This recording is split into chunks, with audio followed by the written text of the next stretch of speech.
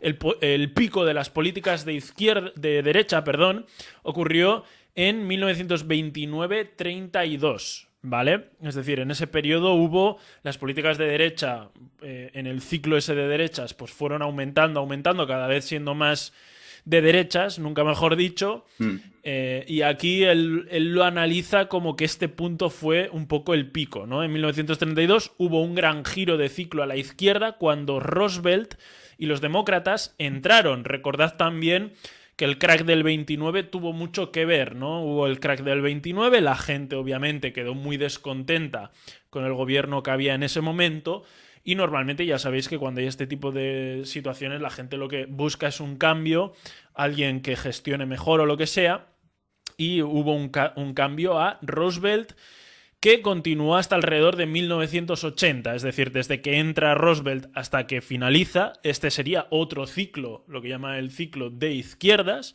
y en 1980 alcanzó su punto máximo y hubo el gran giro del ciclo de la derecha, cuando entró Reagan y los republicanos, que continuó hasta 2020, aunque de por medio ha habido más, vamos a decir, más políticos de derechas, de izquierdas y demás. Bueno, él identifica, y luego veremos en un gráfico que queda más claro, que el ciclo de derecha llegó hasta ahí, ¿no?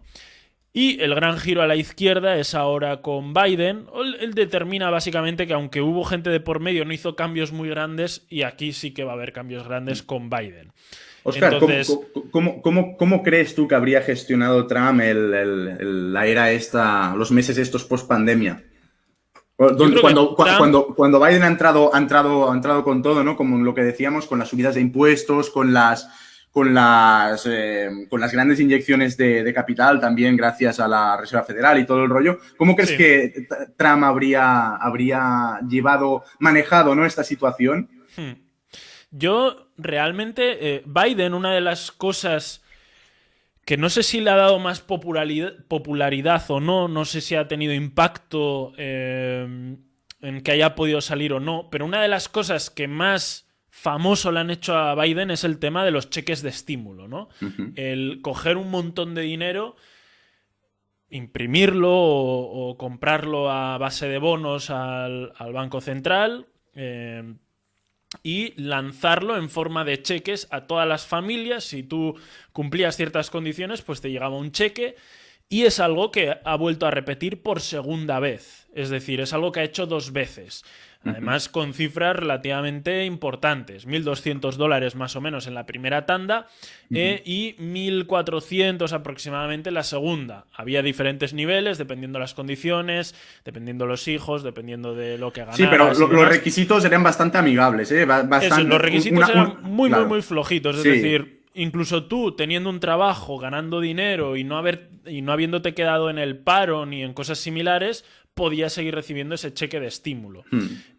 Yo creo que Trump, en lugar de haber dirigido esa cantidad de dinero a las personas de forma individual, es probable que Trump hubiera tirado más a Hacia la un empresa, tipo de quizás. política de, vale, en lugar de imprimir todo ese dinero y lanzarlo, pues quizá lo que hago para estimular el consumo o lo que sea es no tanto dirigirlo hacia ahí, sino dar facilidades a nivel de impuestos o lo que sea, haciendo rebajas o haciendo de ese tipo de cosas, tanto a personas como a empresas. No sé si también hubiera ido Ya.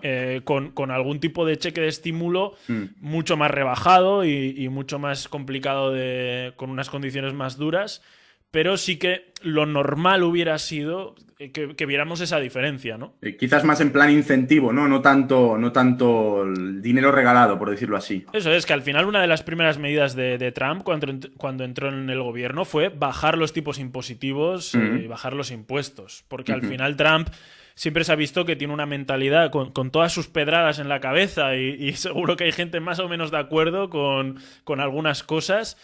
Sí que es cierto que lo que desde primero tenía muy claro era que iba a haber rebajas fiscales, porque eso al final siempre empuja, ¿no?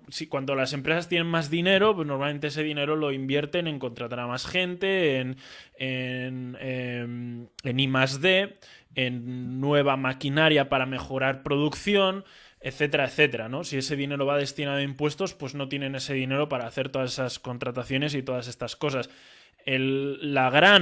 Dentro de las cosas buenas y malas que ha podido tener Trump, pues lo bueno que deja es un paro prácticamente inexistente en Estados Unidos, unas empresas con una salud bastante potente. Y bueno, pues luego habrá otras cosas con las cuales podemos estar más o menos de acuerdo, pero mirando las partes buenas yo creo que pueden ser a nivel económico que Estados Unidos ha salido fortalecido, ¿no? Aquí en este gráfico, Oscar, se ve mejor lo que comentabas antes. Yo lo veo un poco pequeñito, sí que es verdad Sí. que me cuesta un poco leerlo, ¿no? Pero... Creo que no... abrir imagen ventana nueva, a ver... Sí, yo lo tengo también por aquí, lo que pasa es que sí que lo Claro, tengo pero no 100% lo veis en por ahí. inglés.